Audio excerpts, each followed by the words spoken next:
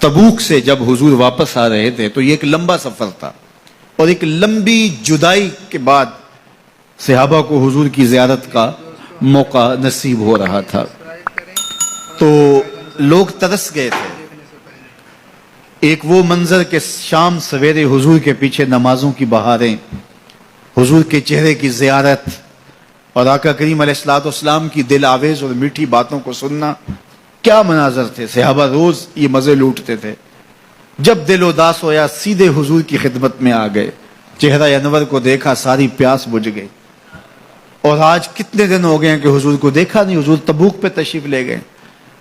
تو ایک لمبا سفر تھا تبوک کا، اور جب حضور واپس آئے تو جو اہل مدینہ اداس ہو گئے ہوئے تھے، ان کو گوارا نہیں تھا، تو وہ ذرا شہر سے باہر نکل کے حضور کے استقبال کے لیے گئے۔ مدینہ المنورہ کی جہاں حد ہے اس حد کے قریب پہنچ گئے۔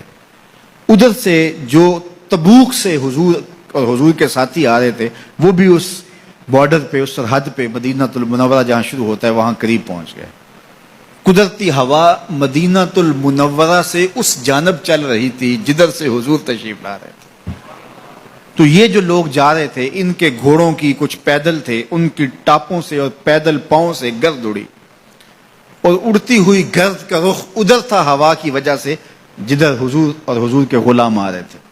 تو جب گرد ادھر پڑی نا، تو روایات میں آتا ہے کہ وہ جو صحابہ تھے گھوڑوں کے اوپر سوار آ رہے تھے، تو اس گرد سے بچنے کے لیے انہوں نے اپنے اماموں کے شملے اپنی ناک پہ رکھ لیے، اس لیے رکھے کہ اس گرد سے بچ جائیں۔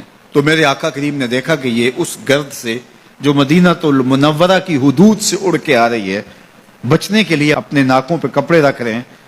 تو حضور علیہ السلام نے اپنی سواری کو روک کے ان سے مخاطب ہو کے کہا، ان کپڑوں کو پیچھے ہٹا دو، تم جانتے نہیں مدینے کے غبار میں بھی شفا ہے، مدینے کی مٹی میں بھی شفا ہے، گرد و غبار میں بھی شفا رکھا ہوا ہے۔ میں چم چم اکھاں نہ للاواں، صدقڑے جاواں نے مٹی عرب دی ہے۔ تو اس شہر کی مٹی میں بھی شفا رکھی گئی۔ تو یہ شفا کیوں رکھی گئی ہے؟ یہ حضور کے قدموں کی وجہ سے رکھی۔ حضور تشریف فرمائے، شہر حضور کا ہے، اس لیے اس کو برکتیں دی گئی۔ تو یہ کیسی فکر ہے کہ مسجد نبوی میں نمازیں پڑھنے جائیں اور حضور کے روضے کی زیارت کرنے نہ جائیں۔ حضور کی بارگاہ میں حاضری اہل ایمان کے لیے بہت بڑی سعادت ہے۔ امام مالک کہتے ہیں کہ حضور نے ارشاد فرمایا، جس نے میرے وصال کے بعد میری قبر کی زیارت کی گویا اس نے میری زیارت کی۔